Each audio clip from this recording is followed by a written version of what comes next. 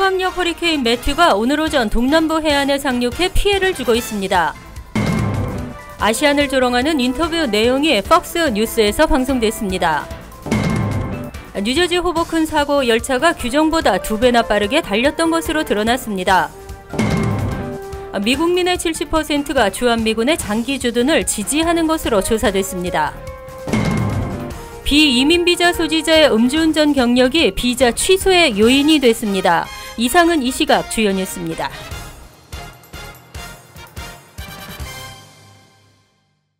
여러분 안녕하십니까? KBN 뉴스입니다. 초강력 허리케인 매튜가 오늘 오전 동남부 해안에 상륙했습니다.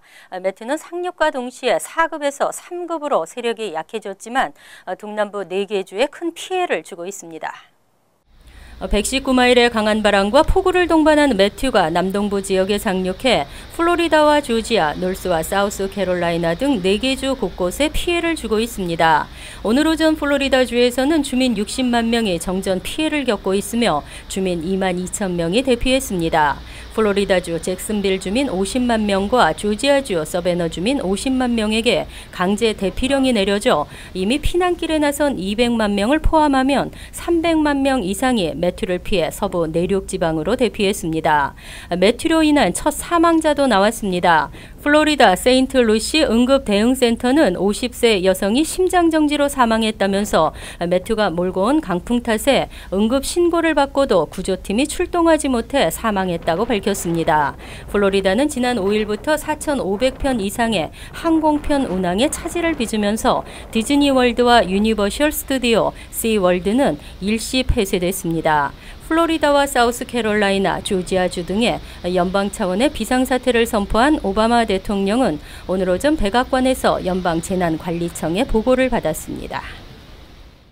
아시안을 조롱하는 인터뷰 내용이 폭스 뉴스에서 방송됐습니다. 아시안 커뮤니티뿐 아니라 각계에서 비난이 쇄도하고 있습니다.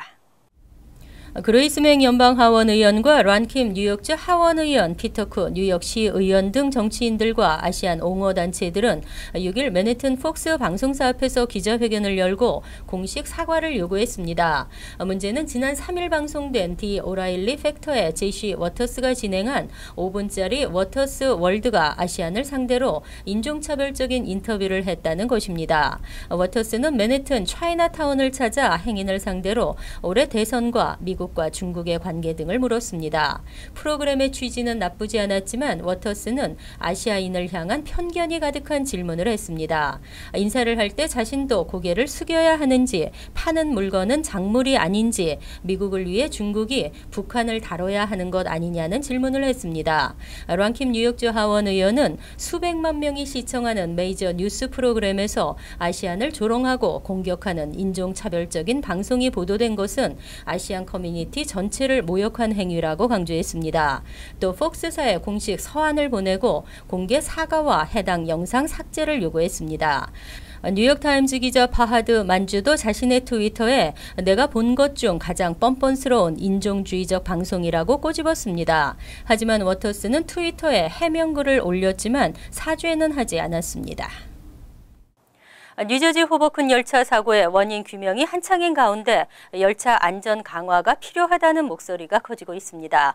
또 기관사의 증언과는 달리 사고 당시 기차는 규정보다 훨씬 빠른 속도로 달렸던 것으로 드러났습니다. 6일 연방교통안전위원회는 기차에서 회수한 비디오 기록 장치 등을 분석한 결과 사고 당시 열차 속도는 시속 21마일이었다고 밝혔습니다. 규정 속도인 시속 10마일보다 2배가 넘는 것입니다. 사고 열차 기관사 토머스 갤러거는 증언에서 역에 접근할 때 시속 10마일로 달렸고 탈선 당시는 기억이 나지 않는다고 말했지만 이날 발표는 전혀 다르게 나타났습니다. 교통안전위에 따르면 사고 열차는 규정보다 느린 시속 8마일 정도로 운행하다가 탈선 38초 전부터 속도가 빨라졌습니다. 또 비상제동장치가 작동한 것은 충돌 직전 약 1초에 불과했습니다.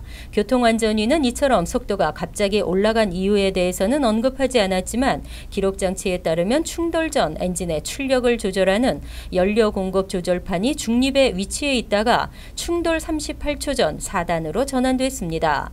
충돌 직전 다시 중립 위치로 돌아갔으나 열차는 그 그대로 승강장으로 돌진했다고 교통안전위는 밝혔습니다. 하지만 이러한 분석 결과만으로는 사고 원인을 단정 지을 수는 없으며 최종 보고서가 나오기까지는 1년 이상의 시간이 걸릴 것으로 알려졌습니다. 뉴욕 뉴저지의 한국어 교육과 보급에 힘써온 미주 한국어 재단이 2016년 갈라를 개최합니다. 재단 관계자들은 우리말 교육의 중요성을 강조하며 한인들의 성원과 참여를 당부했습니다. 이보현 기자의 보도입니다. 지난 2007년 설립된 미주 한국어 재단, 뉴욕 뉴저지 일원 중고등학교에 한국어반을 개설하고 한국어 교사 양성 프로그램을 운영하는 등 활발한 활동을 벌이고 있습니다. 재단은 오는 13일 오후 6시 뉴저지 포트리 더블트리 호텔에서 2016년 갈라를 준비하고 기금 $10만 모금에 나섰습니다. 한국어재단은 지난 2010년 팰리세이즈파 고등학교 한국어반을 시작으로 현재 리치필드 학군, 노던밸리 리저널 고교 등 뉴욕 뉴저지 일원의 한국어반이 늘고 있다고 그간 성과를 나누며 앞으로 한인이 많은 시카고, 애틀란타, 시애틀 등 타주에서도 지원 사업을 추진할 계획을 밝혔습니다. 26명이 260명이 됐다는 것은 한 6년이 한 5년 반쯤 되는데 10배가 늘어난 그런 경이적인 그런 하나의 기적이라고 할 수 있습니다. 2016년 미주 한국어재단 갈라는 이광호 전 공동회장이 기조연설을 맡고 김기환 뉴욕 총영사를 비롯해 지역 한인 정치인과 단체장들이 참가합니다. 수업 시연을 해주실 겁니다. 그래서 생생하게 정말 이 지역에서 우리 한국어가 외국 학생들과 한국 학생들에게 어떻게 잘 수업이 진행되고 있는지 직접 보시면서 같이 동참하시면서 재미있는 시간을 보내시게 될 겁니다. 2016년 미주 한국어재단 갈라는 만찬을 통한 네트워킹 프로그램, 축하 공연뿐만 아니라 한국어 수업을 실제로 시연하는 등 다양하고 유익한 순서가 이어질 예정입니다. KBN 뉴스 이보현입니다. 인기는 한순간 잇단 악재로 크리스티 뉴저지 주지사의 입지가 불안합니다. 뉴저지 주민들의 지지율도 바닥으로 떨어졌습니다. 차기 뉴저지 주지사에 대한 관심이 높아지고 있는 가운데 필 머피 전 독일 대사가 유력한 것으로 알려졌습니다. 6일 스티브 스위니 주 상원 의장은 내년 11월 실시되는 주지사 선거에 출마하지 않겠다고 전격 선언했습니다. 지난주 스티브 풀럽 저지시리 시장에 이어 스위니 의장까지 주지사 출마를 포기함에 따라 차기 주지사 민주당 후보는 필 머피로 굳어지고 있습니다. 특히 현 크리스티 주지사의 주민 지지율이 바닥이기 때문에 차기 주지사는 민주당 후보가 될 가능성이 높습니다. 2009에서 13년 주 독일 대사를 지낸 머피는 이전에는 골드만삭스에서 수년간 임원으로 활동했고 전국 민주당의 최고 후원자 중 한 명입니다. 올여름 민주당 후보로 주지사 출마를 선언한 머피는 자금력도 탄탄한 것으로 알려졌습니다. 그는 주요 공약으로 시간당 최저임금을 $15로 인상하고 주정부 대학 학자금 보조와 저소득층 주택 프로그램을 확대하겠다고 밝혔습니다. 레이먼드 레즈니악 주 상원 의원 등이 여전히 민주당 주지사 후보를 노리고 있지만 머피를 넘기 힘들다는 평가입니다. 한편 스위니 의장의 불출마 소식이 나오자 빈센트 프리에토 주 하원 의장, 존 큐리 주 민주당 위원회 의장, 루 스텔라토 버겐 카운티 민주당 위원회 의장 등 당내 주류 정치인들이 일제히 머피 지지를 선언했습니다. 트럼프가 주장했던 한국 안보 무임승차론에 대해 대부분의 미국 국민들은 동의하지 않는 것으로 나타났습니다. 미 국민들은 오히려 주한미군의 장기 주둔을 지지하는 것으로 조사됐습니다. 시카고 국제문제협의회가 6일 발표한 2016년 여론조사 결과에 따르면 응답자의 70%가 주한미군의 장기 주둔을 지지하는 것으로 나타났습니다. 이는 2012년 60%, 2014년 64%에 이어 더 늘어난 역대 최고치입니다. 특히 최근 북한의 핵 위협이 고조되면서 주한미군 주둔 지지율은 더 높아졌습니다. 한국의 미군 군사기지를 장기적으로 보유하고 있어야 하는가라는 질문에 대해서는 공화당 지지자 76% 76%, 민주당 지지자 70%, 무당파 64% 등 정당 지지에 관계없이 높은 찬성률을 보였습니다. 특히 트럼프 지지자의 72%가 찬성한다고 답했습니다. 또 한국은 주한미군 주둔과 관련해 매년 8억 600만 달러 이상을 부담하고 있지만 일반 미국인 대부분은 구체적인 분담 내역을 알지 못하고 있다고 설명했습니다. 이번 조사 결과 응답자의 60%가 북한 핵 프로그램을 중대한 위협으로 지목했습니다. 이는 지난해에 비해 5%포인트 상승한 수치입니다. 한편 시카고 국제문제협의회는 매년 미국 국민들의 대외 인식을 조사해 발표하고 있습니다. 이민국적법상 비자를 받을 수 없는 조건에 음주운전이 포함됩니다. 연방당국은 비이민 비자 소지자가 음주운전 혐의로 체포되거나 유죄 판결을 받은 경우 비자를 취소하기로 했습니다. 연방국무부는 최근 비이민 비자 취소 관련 가이드라인을 공표했습니다. 음주운전으로 체포됐거나 유죄 판결을 받은 비이민 비자 소지자는 이미 미국에 입국했다고 하더라도 국무부가 음주운전 관련 혐의를 인지한 경우 비자를 취소할 수 있습니다. 또 비자를 발급받은 후 아직 미국에 입국하지 않은 상태에서 음주운전 관련 혐의가 드러나도 비자를 취소해 미입국이 금지됩니다. 국무부는 이 가이드라인에서 지난 2015년 11월 연방 관보에서 밝힌 규정에 따라 비자 심사 영사들에게 음주운전 사실이 드러난 비자 소지자는 미입국 자격 유무와 관계없이 비자를 취소하도록 지시했습니다. 또 비자 심사 당시 드러나지 않았던 최근 5년간의 음주운전 관련 체포 또는 유죄권이 밝혀지는 경우에도 비자 발급이 취소됩니다. 국무부는 비이민 비자가 취소되더라도 비이민 비자 신분이 즉각 무효화되지는 않지만 비자가 취소된 비이민 비자 소지자가 미국을 일단 출국하면 재입국이 불어되며 재입국을 위해서는 다시 비자를 신청해 받아야 한다고 밝혔습니다.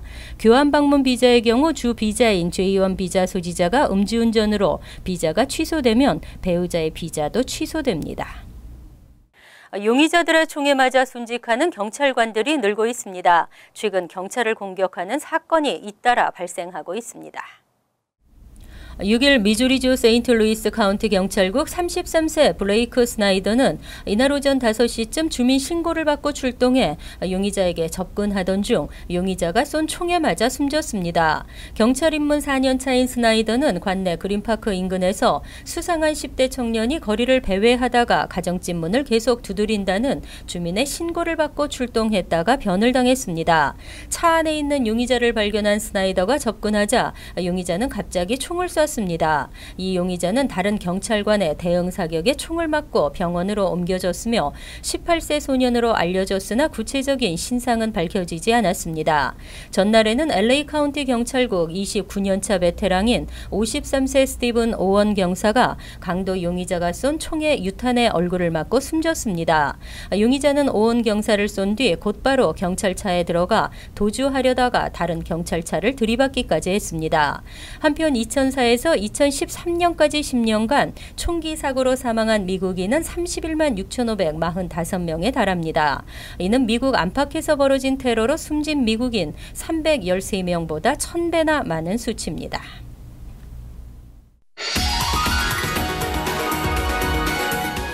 이어서 LA 지역 한인사회 소식입니다. 대선을 한 달 앞두고 우편 투표가 본격적으로 시작됩니다. LA 카운티 선거관리국은 유권자 등록을 마친 선거 참여자들은 11월 1일까지 우편투표 신청을 할 수 있다고 밝혔습니다. 우편투표 신청을 마친 유권자들에게는 선거국에서 거주지로 선거 안내서와 우편투표 용지가 발송됩니다.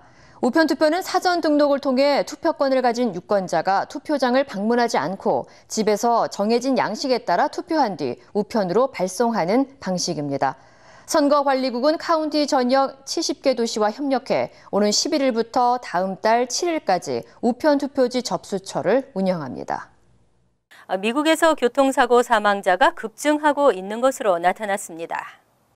연방도로교통안전국은 올 6월까지 미국의 교통사고 사망자를 17,700명으로 잠정 집계했다고 발표했습니다. 이는 지난해 같은 기간과 비교해 10.4% 늘어난 수치입니다. 교통사고 사망자가 급증한 이유에 대해 당국은 정확한 설명을 하지 않고 있지만 스마트폰 사용 등 부주의한 운전이 원인인 것으로 추정하고 있습니다.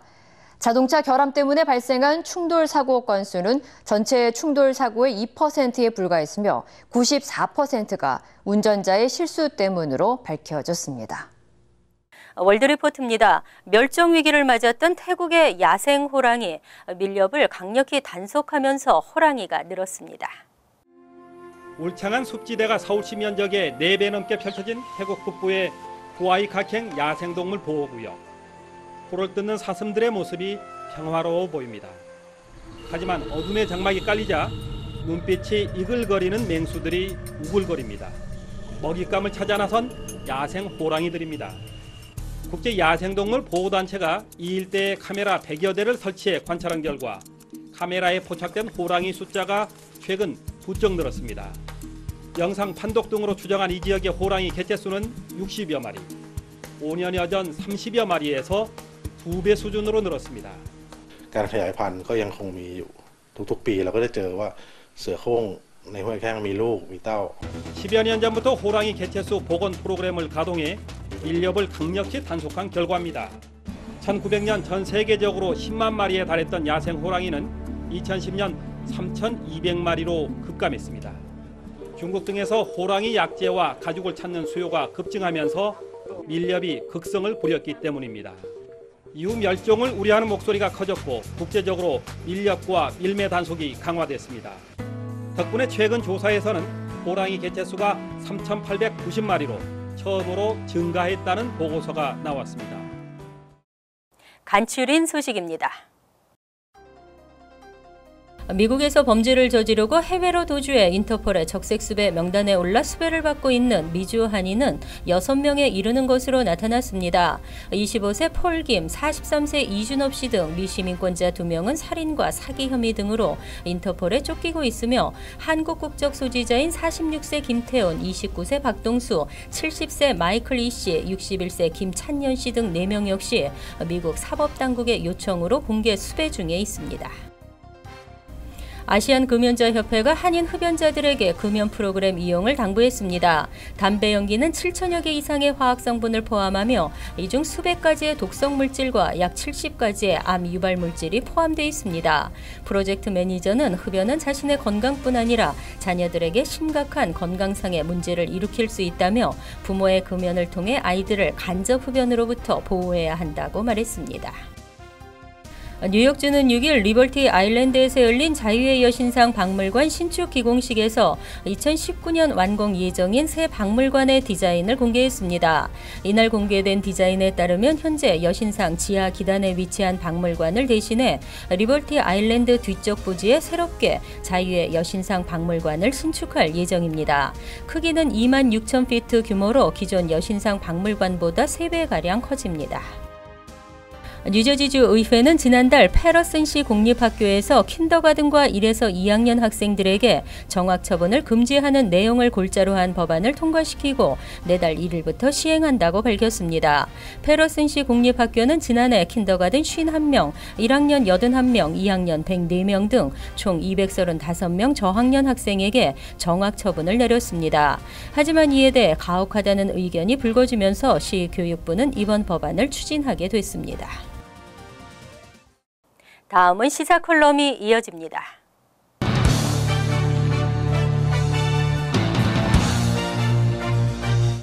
여러분 안녕하십니까? 한국에서 발생한 가습기 살균제 사건은 국민들의 생명과 건강을 뒤흔들어 놓은 그야말로 온 국민을 공포 속에 몰아넣었던 사건입니다. 가습기 살균제에 들어가지 말아야 할 화학 제품들이 집어넣었기 때문입니다. 이랬던 화학 제품들이 치약에도 들어간 사실이 밝혀지면서 또다시 국민들을 공포 속에 몰아넣고 있습니다. 처음에는 아모레 퍼시픽에서 생산했던 11개 제품에만 들어간 줄 알았습니다만 조사를 해보니까 149개 제품으로 더 늘어났습니다. 그런데요, 중요한 건 이 제약 제품들이 대부분 한인동포사회 마켓에서도 판매를 했고 많은 동포들이 사용을 했다는 사실입니다. 그렇다면 이 치약을 사용한 한인동포 소비자들은 당장은 나타나지 않겠지만 건강상의 피해를 입었을 것으로 보입니다. 그런데도 치약 업체들은 동포사회 소비자들에 대한 어떤 사과나 입장 표명조차 하지 않고 있습니다. 그동안 식품에서도 수많은 불량식품으로 한인동포 소비자들에게 피해를 입혔습니다. 곰팡이 핀 게맛살이며 담배꽁초가 들어간 어묵, 벌레가 들어간 새우깡, 공업용 우지를 넣어서 만든 라면, 헤아릴 수 없이 수많은 불량식품을 판매하고도 기업들은 해외 동포 소비자들에게 아무런 사과 한마디 없이 슬쩍 넘어갔습니다. 판매 업체들도 생산자나 제조업체의 책임으로만 전가하며 판매에 대한 도의적 책임이나 사과 한마디 없이 역시 그 밥에 그 나물들이었습니다. 수개월 전에 발생했던 웅진코웨이 정수기 사건도 그렇습니다. 정수기 1등 회사라며 떠들어대던 웅진코웨이 정수기에서 중금속 니켈이 검출됐습니다. 더 괘씸한 건 웅진코웨이 내부 자료에서도 니켈이 떨어져 나오는 걸 일찍이 알고 있었습니다. 그런데도 웅진 측은 이를 무시하고 그냥 판매를 하다가 들통이 난 것입니다. 이렇게 소비자들을 우롱하고도 웅진코웨이는 한인동포 사회에 아무런 사과 한마디 없었습니다. 1등을 자처하던 웅진 정수기의 도덕성은 꼴찌였습니다. 어쩌면 파렴치한 회사라고 하는 것이 더 어울릴 것 같습니다. 한진해운 역시 마찬가지입니다. 한진해운의 비리와 방만한 운영으로 해외 동포 수입업자들이 큰 피해를 보고 있습니다. 한진해운의 비리와 방만한 경영으로 한인 동포 수입업자들이 물류비 상승과 제품 공급에 큰 차질을 빚으면서 이중고를 겪고 있기도 합니다. 식품이나 가전의 경우도 그렇고 의류의 경우는 철에 맞춰서 판매가 되어야 하는데 때를 놓치면서 큰 피해를 보이고 있습니다. 그런데도 한진해운 측은 한인 사회에 어떠한 사과나 입장을 표명하지 않고 있습니다.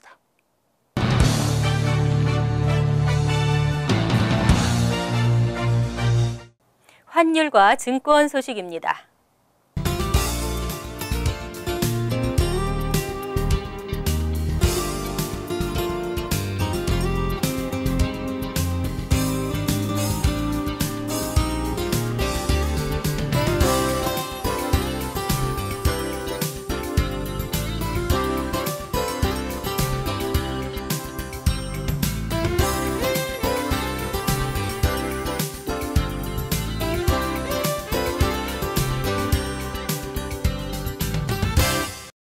이어서 날씨입니다. 남부지방이 허리케인 매튜로 기상입니다. 토요일은 흐리고 오후엔 한두 차례 소나기가 내리겠습니다. 낮 최고 기온은 70도, 섭씨 21도, 밤 최저 기온은 57도, 섭씨 14도로 예상됩니다. 일요일도 간간히 흐리겠지만 대체로 맑겠습니다. 월요일은 맑고 화창한 가을 하늘을 보실 수 있겠습니다. 이상으로 KBN 뉴스를 마칩니다. KBN과 함께 즐거운 주말 되시기 바랍니다.